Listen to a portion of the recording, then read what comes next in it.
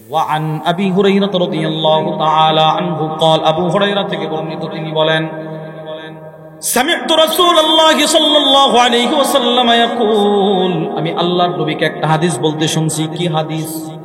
আল্লাহর নবী বলেন কানা রাজুলান ফি বনি ইসরাঈল, বনি ইসরাইলের দুই বন্ধু ছিল, মুতাওয়াখিয়াইন, পরস্পর বন্ধুত্বের সম্পর্ক, দুইজন বন্ধু। ফাকানা আহাদুহুমা ইউজনিব, এক বন্ধু শুধু গুনাহ করে, ওয়াল আখারু মুজতাহিদুন ফিল ইবাদাহ, আরেক বন্ধু শুধু ইবাদত করে। একজন গুনাহগার আরেকজন ইবাদতগার। ফাকানা লা ইয়াজালুল মুজতাহিদু ইয়ারাল আখার, ইবাদতকারী বন্ধু যখন তার গুনাহগারকে বন্ধুরে দেখে সে গুনাহ করতেছে তো সে নসিহত করে, আকসি দোস্ত আর গুনাহ করিস না, ভালো হ। কিন্তু গুনাহগার বন্ধু তার ইবাদতকারীর বন্ধুর কথা তার কানে নেয় না। যা বেটা, তুই তোর পথে চল, আমারে আমার পথে চলতে দে। আল্লাহর রাসূল বলেন ফাওয়াজাদাহু ইয়াওমান আলা দামবিন, একদিন ইবাদতকারী বন্ধু রাস্তা দিয়ে হাঁটতেছে, তাকায়া দেখে তার গুনাহগার বন্ধু রাস্তায় গুনাহ করতেছে। আল্লাহর নবী বলেন এবার ইবাদতকারী বন্ধু তার বন্ধুরে বলে, দোস্ত আর কত গুনাহ করবি, এবার থাম, এবার ভালো হ। গুনাহগার বন্ধু এবার তার ইবাদতকারীকে একটা ধমক দিয়ে বলে, বেটা যা, হাল্লিনি ওয়া রাব্বি, তুই আমাকে আমার আল্লাহর পথে ছেড়ে দি, তুই তোর পথে যা, আমারে আর কখনো দাওয়াত দিস না। আবু ইস্তা আলাইয়া রাকিবা, গুনাহগার বলে, এই বেটা তোরে কি আল্লাহ পাঠাইছে দুনিয়ায় আমি কি করি না করি দেখার জন্য? তুই তোর পথে যা, আমারে আর কখনো দাওয়াত দিস না। ইবাদতকারী বন্ধু কষ্ট পায়া ফেলছে, রাগ হয়ে গেছে, রাগ হয়ে বলে, ওয়াল্লাহি লা ইয়াগফিরুল্লাহু লাক, আল্লাহর কসম আল্লাহ তাআলা তোর মতো গুনাহগারের কখনো ক্ষমা করবে না। নাউজুবিল্লাহ বলেন। আর বলে ওয়ালা ইউদখিলুকাল্লাহুল জান্নাহ, আল্লাহ তোর মতো গুনাহগারকে কখনো জান্নাত দিবে না। যা, তোরে আর দাওয়াত দিব না। আল্লাহর নবী বলেন ফাকাবাদা আরওয়াহুমা, কয়েকদিন পরে দুজন বন্ধু মারা গেল, ইবাদতকারীও মারা গেল, গুনাহগারও মারা গেল। আল্লাহর নবী বলেন ফাজতামা ইনদা রাব্বিল আলামিন, দুজন আল্লাহর আদালতে দাঁড়াইলেন। আল্লাহ তাআলা ওই দুনিয়ার ইবাদতকারীরে ডাক দিয়া বলল, আকুনতা বি আলিমা, আমি আল্লাহর দয়ার সাগর কত বড় এই সম্পর্কে তোর কি ধারণা ছিল? তুই যে তারে বলছিলি দুনিয়াতে তারে আমি কখনো ক্ষমা করব না, কেন বললি? তুই আমি আল্লাহ নাকি আমি আল্লাহর ক্ষমতা তোর হাতেও ছিল, তুই যে তারে বললি আমি তারে জান্নাত দিব না, কথাটা বললি কি? এবার ইবাদতকারী মাথা নিচু করে দাঁড়ায় আছে। আল্লাহর রাসূল বলেন আল্লাহ তাআলা জাহান্নামের ফেরেশতাদেরকে ডাক দিয়া বললেন, ইযহাবু বিহি ইলান নার, তারে তোমরা জাহান্নামে নিক্ষেপ করো। এবার আল্লাহ তাআলা ওই গুনাহগারকে ডাক দিয়া বললেন, বেটা গুনাহ তো জিন্দেগিতে করেছিলি, শেষ মুহূর্তে আবার তুই তওবাও করলি, জবানের হেফাজত করলি, যা বান্দা যা, ফাদখুলিল জান্নাতা বিরহমাতি, তুই আমি আল্লাহর চাদর দ্বারা ঢাইকা আমার বানানো জান্নাতে চলে যা, তুই জান্নাতে। হাদিসটা এখানে শেষ। এবার এই হাদিস যেই সাহাবী বর্ণনা করলেন আবু হুরায়রা রাদিয়াল্লাহু তাআলা আনহু, এই আবু হুরায়রা রাদিয়াল্লাহু তাআলা আনহু একটা চিৎকার দিছে। আবু হুরায়রা বলে, ওয়াল্লাযী নাফসি বিয়াদি, ওই আল্লাহর কসম যেই আল্লাহর হাতে আমি আবু হুরায়রার জান, এই ইবাদতকারী যাকে আল্লাহ জাহান্নামে দিল, লাতাকাল্লামা বিকালিমা, সে একটা রাগের মাথায় এমন একটা অযথা কথা বলছে, আও বাকাদ দুনিয়া ওয়া আখিরাতা, যেই অযথা কথা এই লোকটার দুনিয়াকেও বাদ করে দিয়েছে, আখিরাতকেও বরবাদ করে দিয়েছে। নাউজুবিল্লাহ বলবেন না? তাহলে আবার বুঝেন তো জবানটাকে হেফাজত করা কি পরিমাণ জরুরি। এমন একটা অঙ্গ যেটা কখনো হয়রান হয় না, এটা আপনি যতই ব্যবহার করেন না কেন কখনো ব্যথা লাগবে না। যদি জিহ্বা কথা বললে ব্যথা হতো তো মানুষ এত কথা বলতো না। এই আজকে ফজরের আগে বা পরে ঘুম থেকে ওঠার পরে আমরা এক একজন কি পরিমাণ কথা বলেছি। জিহ্বাটাকে আমরা যেই পরিমাণ নাড়াচড়া করাই, যদি সেই পরিমাণ হাতটাকে নাড়াইতেন তো এই হাত দিয়ে আপনি কোনো কাজ করতে পারতেন না, এত ব্যথা করতেন। পা যদি সেই পরিমাণ নাড়াচড়া করতেন তো পা দিয়ে আপনি এত হাঁটতে পারতেন না। কিছুক্ষণ হাঁটলেই তো আর হাঁটবি না, কোনা পায়ে ব্যথা করতেছে। কিছুক্ষণ গাছে কোড়াল দিয়ে কি বলে আঘাত করার পরে আর পারবো না, কেন? হাত ব্যথা করতেছে। আজ পর্যন্ত শুনেছেন কোনো মানুষকে এই কথা বলতে যে আর কথা বলতে পারবো না, কেন? জিহ্বা ব্যথা করতেছে। বলেন বলেন, পারছেন? শরীরের দুইটা অঙ্গ আছে যেগুলো যতই ব্যবহার করা হোক না কেন কখনো ব্যথা লাগে না। এক জিহ্বা, দুই আমাদের চোখের উপর নিচের দুইটা পলক, এই যে চিকন চামড়াটা, কি পরিমাণ এই দুইটা চামড়া নড়ায় আমরা জানেন? ডাক্তার বলে প্রতি 8 সেকেন্ডে একজন সুস্থ মানুষ একবার চোখের পলক ফেলে। সুবহানাল্লাহ বলে না? প্রতি 8 সেকেন্ড। 8 সেকেন্ডের পরে কেউ যদি 16 সেকেন্ডে চোখের পলক ফেলে তো তার চোখের সমস্যা। 32 সেকেন্ডে যদি একবার চোখের পলক ফেলে আরো সমস্যা। 50 সেকেন্ড পরে যদি চোখের পলক ফেলে আরো সমস্যা। হুজুর বলেন কোন যে মানুষটার চোখের পলক যত কম হবে তার চোখের সমস্যা তত বেশি। কেন চোখের পলকটা আল্লাহ আমাদেরকে দিয়ে করান জানেন? ডাক্তার বলে আমাদের চোখের এই নিচের অংশ থেকে 3টা স্পর্শকাতর পাইপের মাধ্যমে আল্লাহ একটা কুদরতি পানি আমাদের চোখে মারে। যদি আমি আপনি চোখ পলক না দিতাম এই পানি এখানে জমা হইতে হইতে হইতে হইতে আমার চোখ পচে যেত। বান্দা যখন চোখের পলকটা দেয় তো এই পানিগুলো দেওয়ার পরে পানিটার মাধ্যমে চোখটাকে চতুর্দিক থেকে এই পলক পরিষ্কার করে ফেলে। চিন্তা করেন, এই পানি যদি কারো বন্ধ হয়ে যায়, আর্টিফিশিয়াল পানি পাওয়া যায় ডাক্তাররা বলে, অর্থাৎ যেই চোখের পানিটা আল্লাহ দিতেছেন এটা যদি আমার বন্ধ হয়ে যায় তো ডাক্তাররা যে ড্রপটা দিবে আমার চোখের পানির জন্য এতটুকু, হুজুর বলেন একটা ড্রপের দাম হবে 8,000 টাকা। 1 সপ্তাহ ব্যবহার করার পরে আরেকটা কিনতে হবে, আবার ব্যবহার করার পরে আরেকটা কিনতে হবে। এবার একটু চিন্তা করেন তো, জন্মের পর থেকে আজ পর্যন্ত আপনার কোনো ড্রপ লাগে নাই, কি পরিমাণ দামি পানি শুধু রব আপনার চোখে দিতেছে। চিন্তা করেন। তো আমি আপনাদেরকে যেই কথাটা বলতে চাই সেটি হচ্ছে জবান সবচেয়ে দামি অঙ্গ। রব যেন আমার তিলাওয়াতকৃত আয়াতে আমাদেরকে সতর্ক করছেন, বান্দা তুমি যেই কথাগুলো বলো সবগুলো কিন্তু আমি লিখে রাখি। তুমি তোমার জবানটাকে নিয়ন্ত্রণে রাখো, জবানকে চুপ রাখবা। চুপ থাকা কাকে বলে? জগৎ বিখ্যাত আলেম আল্লামা মুহাম্মদ ইবনে ইসমাঈল আস-সানআনী রাহিমাহুল্লাহ তার বিখ্যাত কিতাব আত-তানবীর শারহুল জামি'is সগীর মিন আহাদিসিল বাশীর ওয়ান নাযীর, ওই কিতাবের মধ্যে তিনি লেখেন আল ইমসাক আনিল কালাম আল্লাযী লা খায়রা ফীহ। চুপ থাকা বলা হয় এমন কথা বলা থেকে নিজের জিহ্বাকে নিয়ন্ত্রণে রাখা, বিরত রাখা, যেই কথাটা বলার কারণে দুনিয়ারও কোনো ফায়দা নাই, আখিরাতেরও কোনো ফায়দা নাই। এইটাকে বলে চুপ থাকা।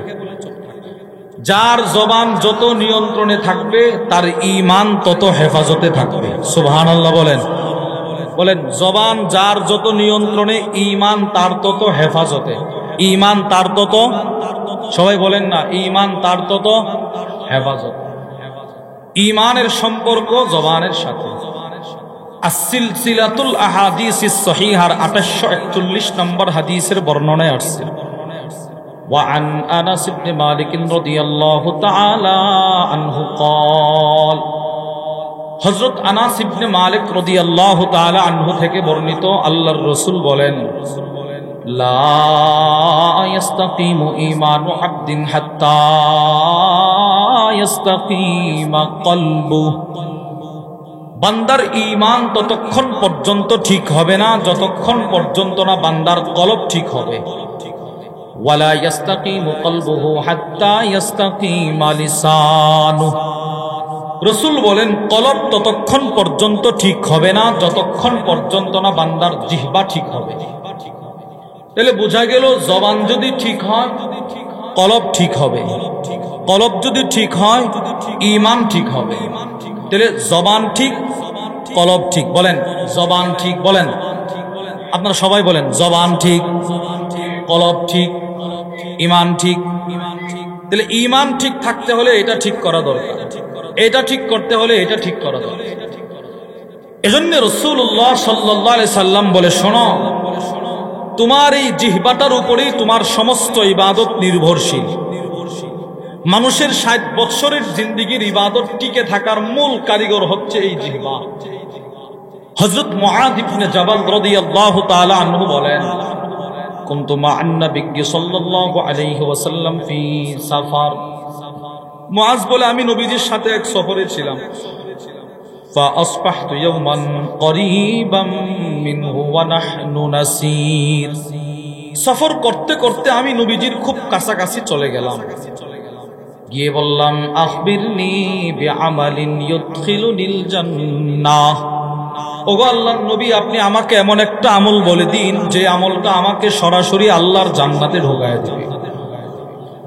রাসূলুল্লাহ সাল্লাল্লাহু আলাইহি সাল্লাম বলেন, মুআয, লাকাদ সাআলতানি আন আযীম, তুমি আমাকে একটা কঠিন বিষয়ে প্রশ্ন করেছো, বিষয়টা বড় কঠিন মুআয, কিন্তু ওয়া ইন্নাহু লায়াসীরুন আলা মান ইয়াসসারাহুল্লাহু আলাইহি। আল্লাহ যার জন্য বিষয়টাকে সহজ করে দেন তার জন্য জান্নাতের আমল বড় সহজ। মুআয, তুমি যদি জান্নাতে যেতে চাও, 1 নাম্বার ইবাদত করবা আল্লাহর। বলেন তো আমরা ইবাদত করব কার? জোরে বলেন কার? আল্লাহ। 2, তুমি নামাজ কায়েম করবা। 3, রোজা রাখবা। 4, যাকাত ফরজ হলে যাকাত দিবা। 5, হজ ফরজ হলে হজ আদায় করবা। এরপরে আল্লাহর রাসূল বলে, মুআয, দান সদকা করবা। এরপরে নবীজি কি বলে দেখেন, নবীজি মুআযকে বলে, এই মুআয, এতক্ষণ পর্যন্ত যতগুলো ইবাদতের কথা বললাম সবগুলো ইবাদতের মূল জিনিসটা কি তোমাকে বলে দিব? মুআয ইবনে জাবাল বলে, বালা ইয়া রাসূলুল্লাহ। ওগো আল্লাহর নবীজি বলেন। আল্লাহর রাসূল তখন বলেছিলেন, মুআয, ফাআখাযা বিলিসানি নাফসি। রাসূল নিজে নিজের জিহ্বাটা ধরে টানতে টানতে বলে, মুআয, এই জিহ্বাটাকে নিয়ন্ত্রণে রাখো, এই জিহ্বাটাকে নিয়ন্ত্রণে রাখো। যদি ঈমানকে হেফাজত করতে চাও, নামাজকে হেফাজত করতে চাও, রোজাকে হেফাজত করতে চাও, মুআয, তুমি জিহ্বাটাকে নিয়ন্ত্রণে রাখো। কেন? হাজারো নামাজির নামাজকে জিহ্বা ধ্বংস করে দিবে, হাজারো বক্তার ওয়াজকে জিহ্বা ধ্বংস করে দিবে, হাজারো হাজী সাহেবের হজকে জিহ্বা ধ্বংস করে দিবে, হাজারো দানবীরের দানকে জিহ্বা ধ্বংস করে দিবে। শাইখুল ইসলাম সানি ইমাম রব্বানি আল্লামা ইবনুল কাইয়িম আল জাওজিয়্যা রাহিমাহুল্লাহ তার বিখ্যাত কিতাব আদ-দা ওয়াদ-দাওয়া, ওই কিতাবের মধ্যে লেখেন, ইন্নাল আবদ লা ইয়াতি ইয়াউমাল কিয়ামাতি বিহাসানাত আমসালিল জিবাল। অনেক নামাজি, অনেক রোজাদার, অনেক হাজী সাহেব পাহাড় সমপরিমাণ ইবাদত নিয়ে আল্লাহর আদালতে দাঁড়াবে। ইবাদতগুলো হবে পাহাড়ের মতো উঁচু উঁচু। ফায়াজিদু লিসানাহু ক্বাদ হাদামাহা। সে তাকিয়ে দেখবে তার একটা মাত্র জিহ্বা তার সমস্ত ইবাদতকে ধ্বংস করে দিচ্ছে, সব শেষ। ঠিক এর বিপরীত কিছু মানুষ হাসরের ময়দানে দাঁড়াবে পাহাড় সমপরিমাণ গুনাহ নিয়ে। ফায়াজিদু লিসানাহু ক্বাদ হাদামাহা মিন কাসরাতি যিকরিল্লাহ। সে তাকিয়ে দেখবে তার পাহাড় সমপরিমাণ গুনাহগুলো তার জবানে, সে যে কয়েক মর্তবা আল্লাহর জিকির করেছিল প্রতিদিন, সেই জিকিরগুলো তার গুনাহগুলোকে ধ্বংস করে নেক দ্বারা পরিপূর্ণ করে দিয়েছে। আমি আপনাদেরকে বুঝাইতে চাইলাম, এই জিহ্বা নেক আমলগুলো ধ্বংস করার মাধ্যম, এই জিহ্বা গুনাহকে ধ্বংস করে নেক আমল বানানোর মাধ্যম। তো এই জিহ্বা সম্পর্কে আমার কি পরিমাণ সতর্ক থাকা উচিত বলেন তো? আল্লাহু আকবার। নবীজির বিখ্যাত সাহাবী হযরত আব্দুল্লাহ ইবনে মাসউদ রাদিয়াল্লাহু তাআলা আনহু ইরতাকাস সাফা, সাফা পাহাড়ে উঠলেন। ফাআখাযা বিলিসানি। রাসূলের এত বড় সাহাবী আব্দুল্লাহ ইবনে মাসউদ নিজেই নিজের জিহ্বাটা ধরে টান শুরু করলেন আর বলতে লাগলেন, ইয়া লিসান, এই জিহ্বা, কুল খায়রা, বেটা যদি পারোস ভালো কথা বলবি, এটা তোর জন্য ভালো। ওয়াসকুত আন শাররিন তাসলাম, আর যদি ভালো কথা বলতে না পারোস, কমসে কম খারাপ কথা বলা থেকে চুপ থাকবি, এটা তোর জন্য নিরাপদ। নবীজির সাহাবী আব্দুল্লাহ ইবনে মাসউদ, কত বড় দামি সাহাবী, তার জিহ্বা সম্পর্কে এত ভয়। ইমাম শামসুদ্দিন জাহাবী রহিমাহুল্লাহ তার বিখ্যাত কিতাব সিয়ারু আ'লামিন নুবালার মধ্যে লেখেন, আব্দুল্লাহ ইবনে মাসউদ বলেন, মা নাযালাত আয়াতুন ফি কিতাবিল্লাহি আযজা ওয়া জাল্লা ইল্লা ওয়া আনা আ'লাম ফীমা নাযালাত ওয়া আইনা নাযালাত। আব্দুল্লাহ ইবনে মাসউদ বলেন, আল্লাহর কোরআনের সবগুলো আয়াত কখন, কোথায়, কিভাবে, কেন নাজিল করা হয়েছে, সব আমি আব্দুল্লাহ ইবনে মাসউদের এখনো মুখস্থ আছে। এত বড় সাহাবী, এত বড় দামি সাহাবী। রাসূলুল্লাহ সাল্লাল্লাহু আলাইহি সাল্লামের পরে মক্কার জমিনে কাফেরদের সামনে সর্বপ্রথম সর্বোচ্চ কণ্ঠে যিনি আল্লাহর কোরআন তিলাওয়াত করেছিলেন আবু জাহেলের সামনে, তিনি হলেন হযরত আব্দুল্লাহ ইবনে মাসউদ। সুবহানাল্লাহ বলবেন না? যখন কাফেরের সামনে নিজের ঈমানটা প্রকাশ করা ছিল প্রাণ নাশের হুমকি, তখনও তিনি কাফেরদের সামনে দ্ব্যর্থহীন ভাষায় সূরাতুর রহমান তেলাওয়াত করে শুনিয়ে দিয়েছিলেন। ইমাম শামসুদ্দিন জাহাবী লেখেন, আউয়ালু মান জাহারা বিল কুরআন বিমক্কা বা'দা রাসূলিল্লাহ আব্দুল্লাহ ইবনে মাসউদ। নবীজির পরে মক্কার জমিনে সর্বোচ্চ কণ্ঠে প্রথম কোরআন পাঠকারী আব্দুল্লাহ।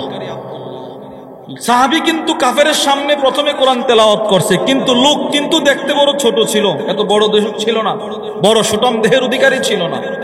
আপনারা আরাম করে বসছেন, 2 রান মাটিতে ফেলে আরাম করে বসছেন, আপনাদের উচ্চতা এখন বর্তমানে যতটুকু, এই সাহাবী এতটুকু লম্বা ছিলেন। সুবহানাল্লাহ বলবেন না? তাহলে কি লম্বা না খাটো সাহাবী? অনেক মানুষ থাকে না খাটো, এরকম খাটো। ওনার পাগুলো ছিল চিকন চিকন, যেহেতু খাটো মানুষ, পা ছিল এই ধরুন চিকন, একদম চিকন।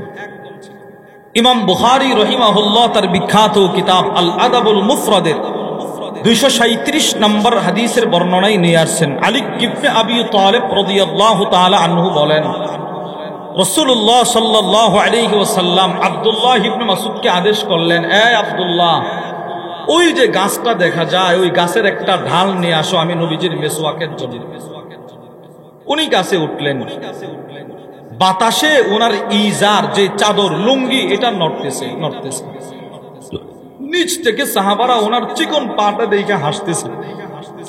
রাসূল সাহাবাদেরকে বললেন, তোমরা কেন হাসতেছো? সাহাবারা বলে, ইয়া রাসূলুল্লাহ, দেখেন না তার পাটা চিকন, দেখে আমাদের হাসি উঠে গেছে। আল্লাহর রাসূল তখন একটা ভাষণ দিয়েছিলেন, নবীজি বলেছিলেন, লারিজলু আব্দুল্লাহ ইবনে মাসউদ আসকালু ফিল মিজান ইয়াউমাল কিয়ামাতি মিন উহুদ। আজকে আমার সাহাবীর চিকন পা দেখে হাসতেছো, তামাশা করতেছো? আমি রাসূল বলে দিলাম, হাসরের কঠিন ময়দানে মিজানের পাল্লায় এই পিচ্চি সাহাবী আব্দুল্লাহর একটা চিকন পায়ের ওজন উহুদ পাহাড়ের চাইতেও বেশি ভারী হবে। চিন্তা করেন, এত বড় দামি সাহাবী, এত বড় দামি সাহাবী। ওনার 5 নাম্বার বৈশিষ্ট্য, বুখারী শরীফের বর্ণনায় আসছে, আব্দুর রহমান নামে একজন তাবী তার কয়েকজন সাথী নিয়ে রাসূলের বিখ্যাত সাহাবী হযরত হুযাইফাকে প্রশ্ন করলেন, হে হুযাইফা, তোমার জ্ঞানে তুমি তো নবীর অনেক সাহাবীকে দেখেছো, আমাদেরকে এমন একজন সাহাবীর নাম বলো, যেই সাহাবীর মন মিজাজ, যেই সাহাবীর চলন, যেই সাহাবীর স্বভাব চরিত্র, যেই সাহাবীর হাঁটার স্টাইল, যেই সাহাবীর নামাজের স্টাইল হুবহু নবীজির মতো ছিল, এমন একজন সাহাবীর নাম বলো। হযরত হুযাইফা বলে, আমার জ্ঞানে, আমার দেখাই নবীর মতো মন মিজাজ, নবীর মতো চলাফেরা, নবীর মতো খাওয়া দাওয়া, নবীর মতো মেসওয়াক, নবীর মতো নামাজ আব্দুল্লাহ ইবনে মাসউদের ছিল। চিন্তা করেন। এবার আপনারা বলেন, যেই সাহাবীর এত দাম, এই সাহাবীর জিহ্বা সম্পর্কে ভয়টা কিসের ছিল? ওনার আবার ভয় কিসের? উনি পাহাড়ে ওইটা নিজের জিহ্বাকে এমন ভাবে টান শুরু করেছে, পাহাড়ের নিচ থেকে সাহাবারা বলে, এ আব্দুল্লাহ, তোমার ভয় কিসের? তুমি তো নবীজির ঘরে চলাফেরা করছো, তুমি তো জান্নাতি, তুমি তোমার জিহ্বা ধরে টানো কেন? আব্দুল্লাহ ইবনে মাসউদ বলে, জিহ্বা সম্পর্কে তোমরা আমারে ধোঁকা দিও না, আমি রাত্রে ঘুমাইলে মনে করি এই জিহ্বাটা মনে হয় আমারে জাহান্নামে নিয়ে গেছে। কি ভাই, সাহাবী যদি নিজের জিহ্বা সম্পর্কে এতটাই ভীত সন্ত্রস্ত হতে পারে, আমার কি হাল? আমি যে দোকানে বসে বসে অযথা কথা বলি, আমি যে একটা সম পাইলে আরেকজনের পরনিন্দা করি, গীবত শেখায়ত, আমার জিহ্বাটার অবস্থা কি হবে? এজন্য আল্লাহর রাসূল বলেন, ওয়া আন আবি হুরায়রা রাদিয়াল্লাহু তাআলা আনহু قال, আবু হুরায়রা থেকে বর্ণিত, নবীজি বলেন, মান কানা ইউমিনু বিল্লাহি ওয়াল ইয়াউমিল আখির, যে ব্যক্তি পরকালকে বিশ্বাস করে, আল্লাহকে বিশ্বাস করে, ফালইয়াকুল খায়রা, সে যেন ভালো কথা বলে। বলেন, সে যেন কি কথা বলে? সবাই জোরে বলেন, সে যেন কি কথা বলে? প্রশ্ন। আমি যেন রসুলকে প্রশ্ন করলাম, ওগো আল্লাহর রসুল, আপনি তো বললেন ভালো কথা বলার জন্যে, আপনার দৃষ্টিতে ভালো কথা কি? আপনি একটু বলেন ভালো কথা কি? এবার নবীজি বলেন, মুসলিম শরীফের হাদিসের বর্ণনা, রসুল বলেন, লা আন আকুলা সুবহানাল্লাহ ওয়ালহামদুলিল্লাহ ওয়া লা ইলাহা ইল্লাল্লাহ আল্লাহু আকবার। চারটা শব্দ বলেন তো, সুবহানাল্লাহ। সবাই বলেন, বলেন জোরে, বলেন জোরে জোরে, আবার জোরে বলেন, আলহামদুলিল্লাহ, লা ইলাহা ইল্লাল্লাহ, আল্লাহু আকবার। আমি যেন নবীরে প্রশ্ন করলাম ভালো কথা কি? নবীজি বললেন এইগুলো। সুবহানাল্লাহ, এই যে সুবহানাল্লাহ বললেন, এগুলো ভালো কথা। আচ্ছা, এবার কি পরিমাণ ভালো কথা? রাসূল বলেন, আহাব্বু ইলাইকা মিম্মা তালাআত আলাইহিস শামস, গোটা পৃথিবী যদি আমাকে দিয়ে দেওয়া হয়, আমি নবীজি খুশি হব না? একবার যদি আমি সুবহানাল্লাহ বলতে পারি, যেই পরিমাণ খুশি হব। নবীজি বলেন, রাসূল বলেন, একবার সুবহানাল্লাহ আমি বলতে পারা, গোটা পৃথিবী আমার হয়ে যাওয়ার চাইতে আমার কাছে প্রিয়। চিন্তা করেন কি পরিমাণ দানি সুবহানাল্লাহ। এটা রাসূলের একটা স্বাভাবিক বক্তব্য।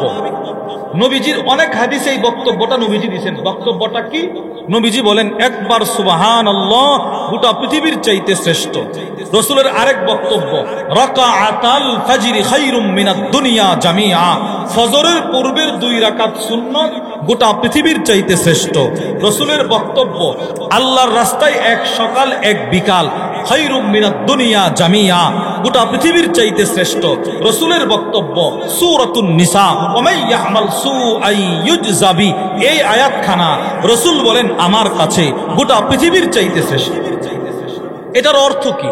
একবার সুবহানাল্লাহ গোটা পৃথিবীর চাইতে শ্রেষ্ঠ, এটার অর্থ কি? এর ব্যাখ্যায় এর অর্থ লিখেছেন আল্লামা মুহাম্মদ ইবনে সালেহ আল উসাইমিন রাহিমাহুল্লাহ, তার বিখ্যাত কিতাব আশ-শারহুল মুমতি' আলা যাদিল মুস্তাকনি'।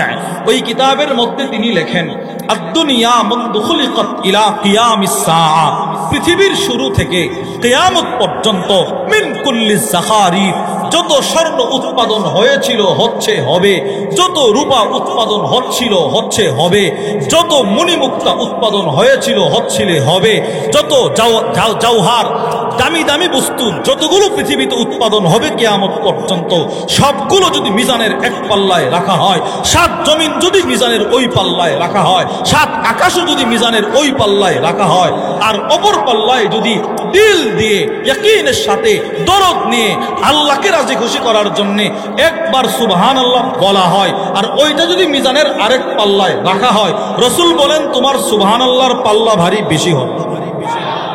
চিন্তা করুন।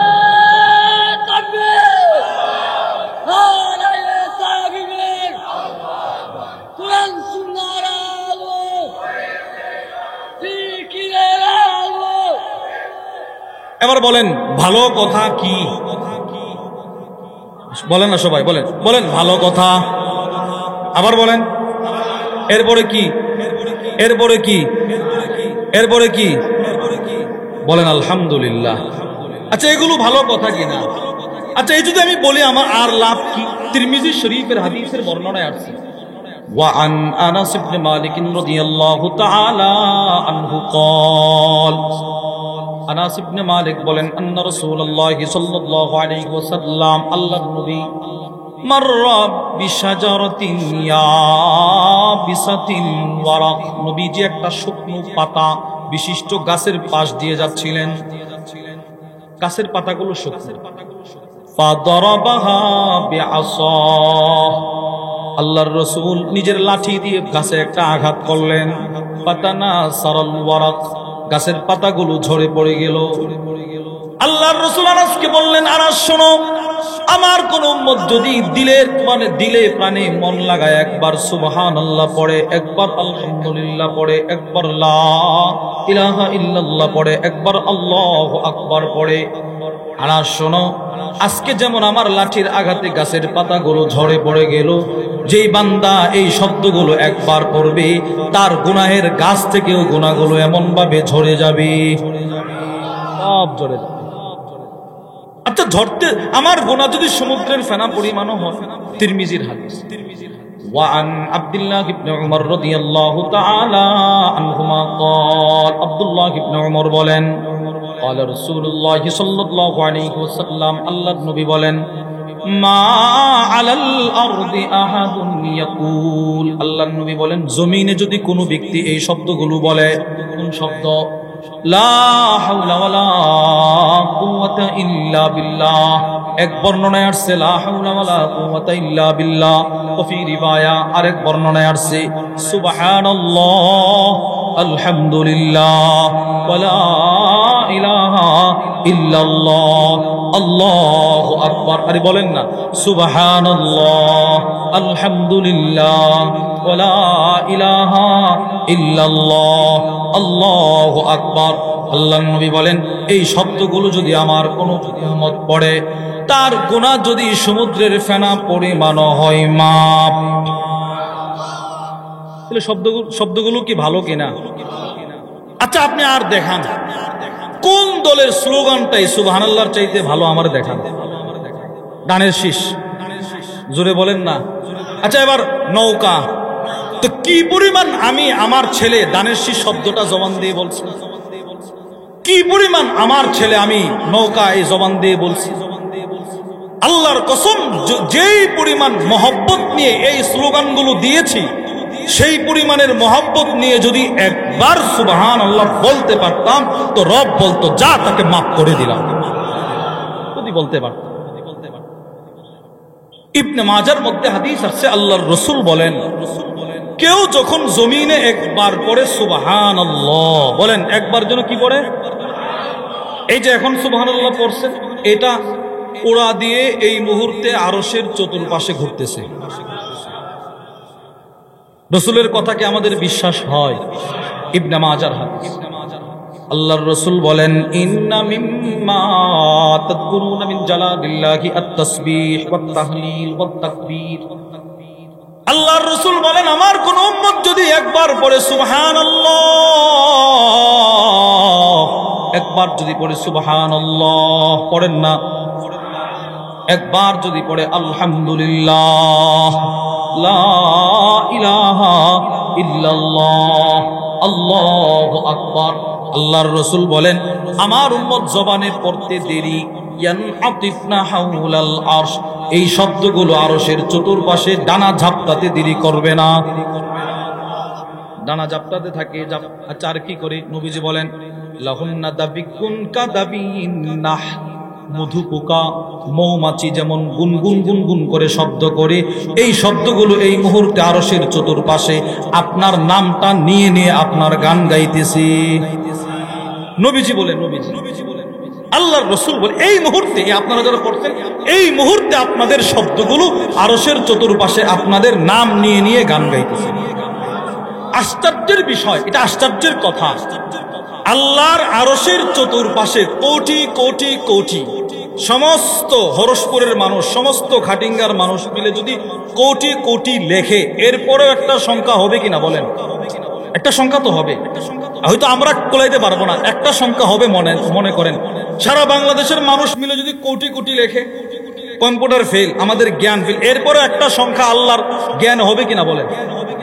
এবার সারা পৃথিবীর মানুষ মিলে যদি কোটি কোটি লেখে, হবে। এর চাইতেও বেশি ফেরেশতা শুধু রবের আরশের চতুর্পাশে আছে। আচ্ছা, এবার এদের কাজ কি? সূরাতুল গাফির, যার অপর নাম সূরাতুল মুমিন, রব বলেন আল্লাযীনা ইয়াহমিলুনাল আরশ ওয়া মান হাওলাহু ইউসাব্বিহুন সুবহানাল্লাহ। সমস্ত ফেরেশতাদের কাজ সুবহানাল্লাহ সুবহানাল্লাহ এটা বলতে থাকা। আরে সুবহানাল্লাহ বলেন না।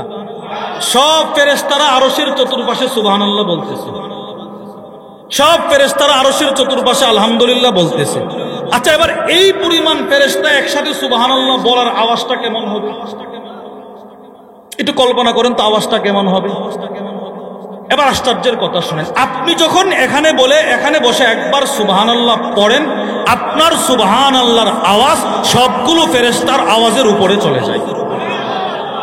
চিন্তা করুন কি পরিমাণ দামি এই মুমিনের একবার সুবহানাল্লাহ।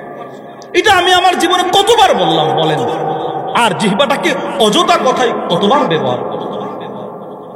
নবীজি বলে, তোমাদের মধ্যে কি কেউ আছে যে তার নামের আলোচনা আরো সে চলক এমনটা চায়? যদি কেউ চায় সে যেন নির্জনে নিভৃতে সুবহানাল্লাহ পড়ে।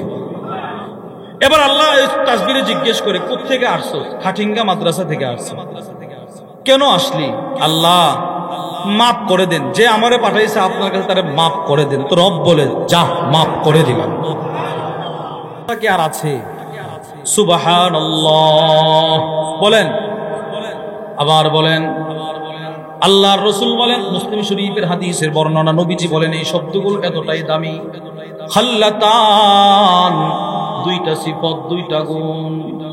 লা ইউহাফিজু আলাইহিমা আবদুল মুসলিমুন আও রাজুলুন মুমিন। আল্লাহর নবী বলেন, দুইটা আমল এমন আছে, আমার কোন বান্দা যদি, আমার কোন উম্মত যদি দুইটা আমলকে হেফাজত করতে পারে, মৃত্যুর পরে সোজা জান্নাতে চলে যাবে। কি সেই দুইটা আমল? নবীজি বলেন, এক নাম্বার, প্রত্যেক ফরজ নামাজের পরে 10 বার সুবহানাল্লাহ বলেন। তো প্রত্যেক ফরজ নামাজের পরে 10 বার কি? আর 10 বার আলহামদুলিল্লাহ। কি কি বলেন বলেন বলেন কি? এটা কয়বার? আর 10 বার আল্লাহু আকবার।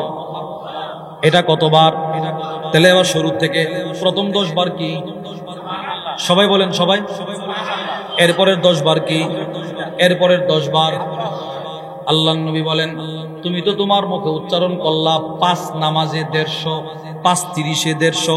প্রত্যেক ফরজ নামাজের পরে 10 বার সুবহানাল্লাহ, 10 বার আলহামদুলিল্লাহ, 10 বার আল্লাহু আকবার, মোট 30 বার। এবার 5 নামাজের পরে 5 30-এ 150। নবীজি বলেন, তুমি মুখে উচ্চারণ করলা 150, মিজানের পাল্লায় হয়ে গেছে 1500। মিজানের পাল্লায় কত হলো? এবার রাসূল বলেন, তুমি যদি আমলটা করতে করতে আল্লাহ না করো, আজকেও এশারের পরে যারা পড়েছে, মাগরিবের ফজরের আগে যদি সে দুনিয়া থেকে বিদায় হয়ে যায়, রাসূলের হাদিস সাক্ষী, দাখালাল জান্নাহ, সে সোজা জান্নাতে চলে যাবে। আচ্ছা, এই কথাগুলো দামি কি দামি না বলেন? বলবো তো ইনশাআল্লাহ। এবার আমার মা যে গড়ে মাছ কুটে, আমার মা যে গড়ে আলো বানায়, আমার মা যে ভাত পাক করে, আমার মা ভাত পাক করার সময় মায়ের মুখের কি কাজ আছে বলে? কোনো কাজ আছে? নাই, হাতের কাজ। তো তখন যদি আমার মা সুবহানাল্লাহ পড়ে, তো তার কি পরিমাণ দাম হবে? এবার আমি তো বাজারে, আমি তো খেতে যাই, খেতে কাজ করি, আমার তো হাতে কাজ, আমার মুখে তো কোনো কাজ নাই। তখন আমি যদি সুবহানাল্লাহ পড়ি, আমার দামটা কেমন হবে? এবার এই ক্ষেত্রে রব কি পরিমাণ বরকত দিবে বলেন? বলবো তো ইনশাআল্লাহ। সুবহানাল্লাহ, আলহামদুলিল্লাহ, লা ইলাহা ইল্লাল্লাহ, আল্লাহু আকবার। আমাদের হযরত ওয়ালা হাকিমুন নফস আল্লামা মুফতি মুশতাকুন নবী কাসিম হাফিজাহুল্লাহ হুজুর বলেন, এই গত রমজানে এতেকাফে হুজুর বললেন যে আমার সাথে যারা যারা সৌদি আরবে সফর করছেন দাঁড়ান কয়েকজন। তো কয়েকজন মুরব্বী দাঁড়াইছে, আপনাদের মধ্যে কে আমার গাড়িতে বসছিলেন? তো অমুক দাঁড়াইছে, অমুক বলে আমি বসছি। আচ্ছা, এবার বলেন তো, আপনাদেরকে নিয়ে আমি মক্কা থেকে মদিনায় যাই, 3-4 ঘন্টা জার্নিতে কখনো কি দেখছেন একটা কথা বলতে? বলে, না হুজুর, দেখি নাই। আপনারা কি কথা বলতে পারছেন? না, পারি নাই। কেন পারেন নাই? হুজুর আপনি আমাদেরকে এই 100 বার সুবহানাল্লাহর আমল দিয়ে রাখেন। তো কেউ কথা বলতে চাইলে হুজুর বলে কি জানে? হুজুর বলে, আমি আপনার সাথে কথা বলবো, আগে 100 বার সুবহানাল্লাহ বলেন। তো এই লোক সুবহানাল্লাহ বলে, হুজুর শেষ। তো হুজুর বলে আবার 100 বার আল্লাহ আলহামদুলিল্লাহ পড়েন। এ আবার গনে গনে 100 বার আলহামদুলিল্লাহ পড়ে। হুজুর শেষ। তো হুজুর আবার বলে এবার আল্লাহু আকবার 100 বার পড়েন। উনি এটা পড়ে। হুজুর শেষ। এবার হুজুর বলে লা ইলাহা ইল্লাল্লাহ 100 বার। 6 তাসবিহ এইভাবে পড়ায়। 6 তাসবিহ শেষ হওয়ার পরে বলে হুজুর এখন একটা কথা বলি। তো হুজুর বলে 100 বার কুল হুয়াল্লাহ পড়ে। অনেক মানুষ এরকম আছে। আব্দুল হান্নান স্যার আছে একজন, হুজুরের সাথে সব জায়গায় চলাফেরা করে। উনি বলে আমি কখনো গাড়িতে বসে ওনার সাথে কথা বলতে পারি নাই। ওই দিন হুজুর আমরা বলতেছে যে আমার একজন ফোন দিয়া বলে হুজুর কি ফ্রি আছেন? তো হুজুর মোবাইল রিসিভ করে বলে মুমিন কখনো ফ্রি থাকতে পারে না। চিন্তা করেন তো কি কথাটা বলছে। কেন? হয়তো তার জবান নড়বে নতুবা সে ঘুমাবে। কেন ঘুমাবে? ঘুমাইলে কমসে কম গুনাহ হয় না। গুনাহ কি হয় না বলেন? আমল যা করছেন এগুলো বিয়োগ হয় না। যোগ হইতে পারে কিন্তু বিয়োগ হয় না। সজাগ থাইকা যদি নামাজ রোজা না পড়ি গুনাহ আছে না নাই বলেন? এজন্য এই শব্দগুলো বলবো তো ইনশাআল্লাহ। বলেন না জোরে ইনশাআল্লাহ। এটাই রাসূল বলতেছেন, মান কানা ইউমিনু বিল্লাহি ওয়াল ইয়াউমিল আখির, যে ব্যক্তি পরকালকে বিশ্বাস করে, আল্লাহকে বিশ্বাস করে, ফালইয়াকুল খায়রা, সে যেন ভালো কথা বলে। সে যেন কি কথা বলে? এবার যদি সে ভালো কথা বলতে না পারে, নবীজি বলেন লিয়াসমুত, সে যেন চুপ থাকে। কি থাকে ভাই? হয়তো আমি ভালো কথা বলবো নতুবা আমি চুপ থাকবো, এর বাহিরে আমার জবান আর চলতে পারে। কেন চুপ থাকবেন? আল্লাহু আকবার। আমরা অনেক সময় অযথা কথা বলি, অযথা কথা, যেটার দুনিয়ারও কোনো ফায়দা নাই, আখিরাতের ফায়দা নাই। রাসূল বলেন বান্দার কখনো কখনো এক একটা অযথা কথা পশ্চিম থেকে পূর্বের দূরত্ব যতটুকু ততটুকু গভীরে জাহান্নামে ঢোকায়। বুখারীর হাদিস। وعن أبي هريرة رضي الله تعالى عنه قال, আবু হুরায়রা থেকে বর্ণিত আল্লাহর নবী বলেন, ইন্নাল আবদ লা ইয়াতাকাল্লামু বিল কালিমা, বান্দা অনেক সময় অযথা কথা বলে, মা ইয়াতাবায়ানু ফিহা, যে কথাটা কি বললো তার কোনো ফিকির নাই। একটা কথা বলে ফেলছে, কোনো চিন্তা নাই, হুট করে বলে ফেলছে। আল্লাহর রাসূল বলেন এই একটা অযথা কথা ইয়াজিল্লু বিহা ফিন্নার আবআদা মিম্মা বাইনাল মাশরিকি ওয়াল মাগরিব, এই একটা অযথা কথা পৃথিবীর পশ্চিম থেকে পূর্বের দূরত্ব যতটুকু এর চাইতে গভীরে তারে জাহান্নামে ঢোকায়া দেয়। একটা কথা। রাসূলের সাহাবীর ইন্তেকাল হয়েছে। তিরমিজি শরীফের 2316 নম্বর হাদিসের বর্ণনায় আসছে রাসূলের এক সাহাবীর ইন্তেকাল। وعن أنس بن مالك رضي الله تعالى عنه قال, أنس بن مالك বলেন, توفي رجل من أصحاب النبي صلى الله عليه وسلم, নবীজির এক সাহাবীর ইন্তেকাল হয়ে গেল। লাশ সামনে শোয়ানো, রাসূল দাঁড়ানো, সাহাবারা দাঁড়ানো। একজন সাহাবী আবেগের কণ্ঠে বলে ফেললো আবশির বিল জান্নাহ। এক সাহাবী কাতারের ডান পাশ থেকে বলে ফেললো, সাহাবী তুই জান্নাতের সুসংবাদ গ্রহণ করো। আল্লাহর নবী তার দিকে তাকায় বললেন, কে বললো রে? সাহাবী জান্নাতের সুসংবাদ গ্রহণ করতে, এই কথাটা কে বললো? সাহাবী বলে আমি বলছি।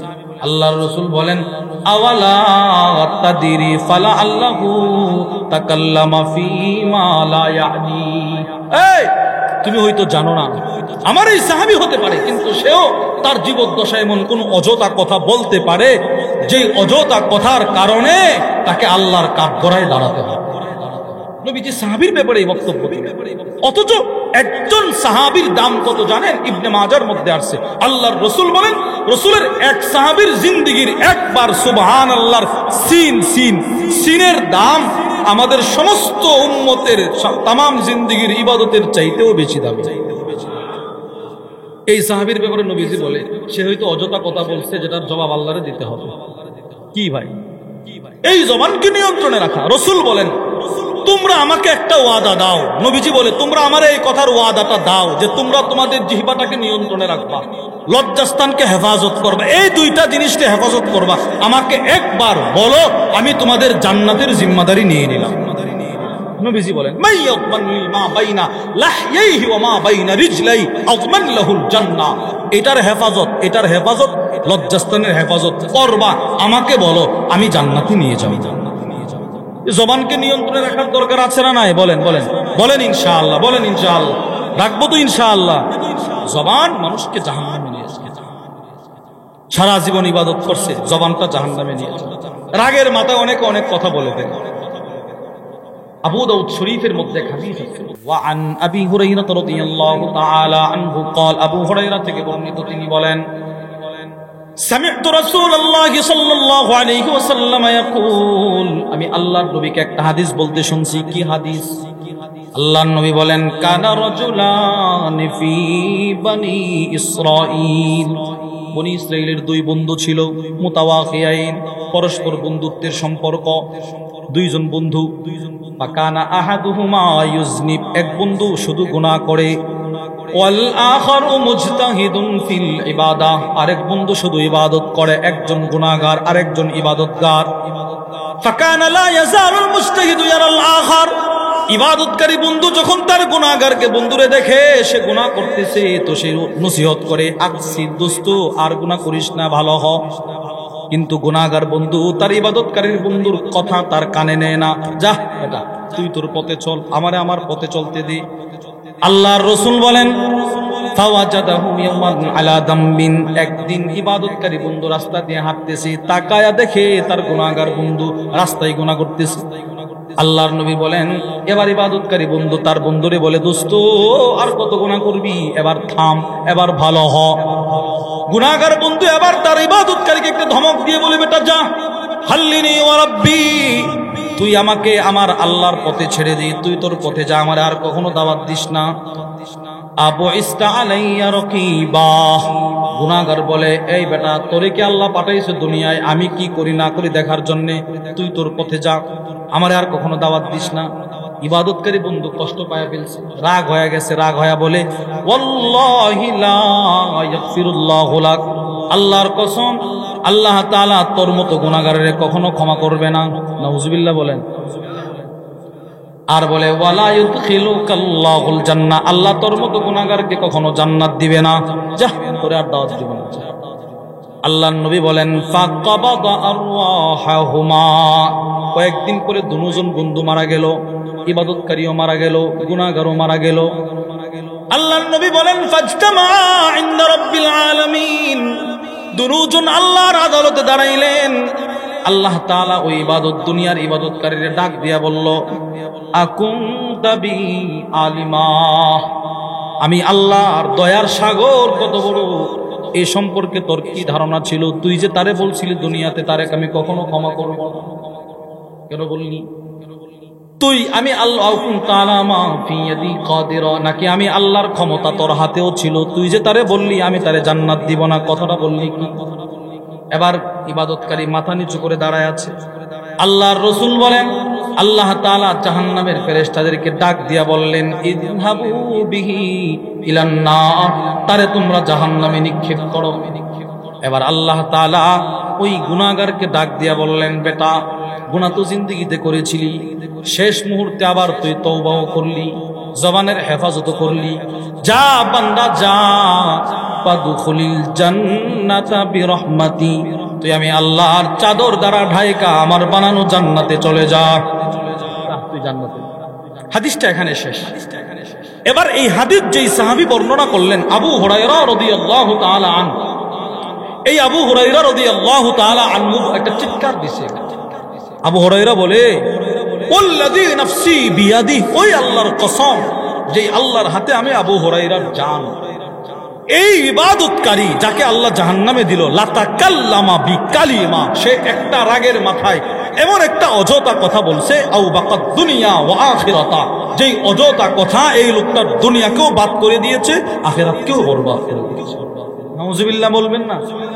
তাহলে এবার বুঝেন তো জবানটাকে হেফাজত করা কি পরিমাণ জরুরি। বলেন বলেন, জবান হেফাজত করবো তো ইনশাআল্লাহ? জোরে জোরে বলেন ইনশাআল্লাহ, জোরে বলেন ইনশাআল্লাহ। আমরা আমাদের জবানকে হেফাজত করবো তো ইনশাআল্লাহ।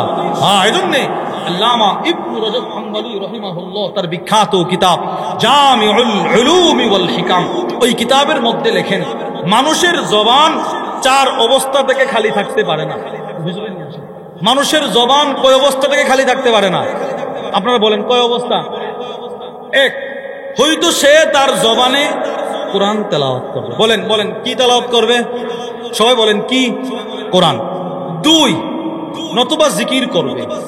তিন, দ্বীনি বিষয় আলোচনা করবে, দ্বীনি বিষয়ে আলোচনা শোনার জন্য প্রশ্ন করবে। চার, দুনিয়ার প্রয়োজনীয় কথা, যে কথাগুলো আমাদের দৈনন্দিন বলতেই হয় সেগুলো বলবো। দৃষ্টান্ত স্বরূপ আজকে বয়ান শুনলেন, জবানের হেফাজত, যত চুপ থাকবো তত নিরাপদ। এখন আগামীকালকে আপনি ব্যবসায়ী, দোকানে গিয়ে বসছেন, মানুষ এসে বলে কত, চুপ, কথা বলেন। এটা কি বলছি নাকি? এটা বলছি না। তখন যদি আপনি চুপ থাকেন, মানুষ আপনাকে পাগল বলে। আর আপনি যদি বলেন বলে হুজুরে বলছে চুপ থাকার জন্য, আমারও পাগল বল, বুঝলেন? এটা চুপ থাকা না। মা লা ইয়ানি, অযথা কথা, অনার্থক কথা, এইগুলো থেকে জবানকে নিয়ন্ত্রণে রাখা। ইনশাআল্লাহ বলেন ইনশাআল্লাহ। এই সময়ের ভিতরে আপনাদেরকে যে কথাটা বলতে চাইলাম, শরীরের ভিতরে সবচাইতে দামি অঙ্গ জিহ্বা। বলেন সবচেয়ে দামি অঙ্গ কি? এই জিহ্বার সাথে শরীয়তে ইসলামের অনেক বিধান সম্পৃক্ত। এই জিহ্বা দিয়ে একটা কটু কথা বিবিকে বলবেন, শেষ। এজন্য নিজের জিহ্বাকে নিয়ন্ত্রণে রাখার চেষ্টা করব তো ইনশাআল্লাহ। জোরে বলেন ইনশাআল্লাহ। সিদ্দিক আকবর রাদিয়াল্লাহু তাআলা আনহুর ঘরে ওমর ইবনুল খাত্তাব প্রবেশ করলেন। তাকায় দেখে ওহুয়া ইয়াজবিজু লিসানা, আবু বকর সিদ্দিক রাদিয়াল্লাহু তাআলা আনহু, উনি ওনার জিহ্বা ধরে টানতেছে। আবু বকর সিদ্দিক জিহ্বা ধরে টানতেছে। উমর বলে, মা গফারাল্লাহু লাকা ইয়া আবা বকর, হে আবু বকর, আল্লাহ আপনারে ক্ষমা করেন, আপনি জিহ্বা ধরে টানেন কেন? সিদ্দিক আকবর বলে, উমর ইন্না হাদা আওরাদানিল মাওয়ারিদ, আমার ভয় হয় না জানি এই জিহ্বাটা আমি আবু বকররেও জাহান্নামে ঢোকায় যাব। সাহাবাদের এই জিহ্বা সম্পর্কে খুব সতর্ক ছিল, জিহ্বার ব্যাপারে খুব সোচ্চার ছিলেন। আমাদের পূর্বের বুজুর্গরা, ফুদাইল ইবনে আয়াস রাহিমাহুল্লাহ, ইয়াহফাজু কালামাহু মিনাল জুমআতি ইলাল জুমআ, উনি এক শুক্রবার থেকে আরেক শুক্রবারে যতটা কথা বলতেন সব একটা কাগজে লিখে রাখতেন। সুবহানাল্লাহ বলবেন না? সব এক কাগজে লিখে রাখতেন, এক কাগজে। ফায়ুহাসিবু নাফসাহু ইনদাল মাসা, প্রতিদিন সন্ধ্যার সময় এশারের নামাজের পরে কি কথা আজকে বলছে এগুলো নিয়ে চিন্তা করতেন। যদি কোনো কথা পাইতো অনার্থক, এই কথাটাকে স্মরণ করে রাত ভোর কান্নাকাটি করতেন। চিন্তা করেন সেখানে আমার কি অবস্থা। এজন্যে ভাই, বাজারে, দোকানে, এই দুইটা জায়গায় যত সময় কম দেওয়া যায়, আর মসজিদে মাদ্রাসায় যত সময় বেশি দেওয়া যায়, আমরা চেষ্টা করবো তো ইনশাআল্লাহ। বলেন ইনশাআল্লাহ। আল্লাহ আমাদেরকে যে কথাগুলো বললাম সেই কথাগুলোর উপর আমাকে, আপনাকে, সকলকে আমল করার তৌফিক দান করেন, আমিন। আলহামদুলিল্লাহ, আমাদের ব্রাহ্মণবাড়িয়া নয়, গোটা বাংলাদেশের প্রবীণ আলেমে দ্বীন অনেক সুন্দর বয়ান করেন। আজ মৌলানা আজিজুল ইসলাম জালালি সাহেব হাফিজাহুল্লাহ হুজুর আছেন ইনশাআল্লাহ। হুজুর আপনাদেরকে নিয়ে আখিরি বয়ান করবে এবং আখিরি মুনাজাত করবে ইনশাআল্লাহ।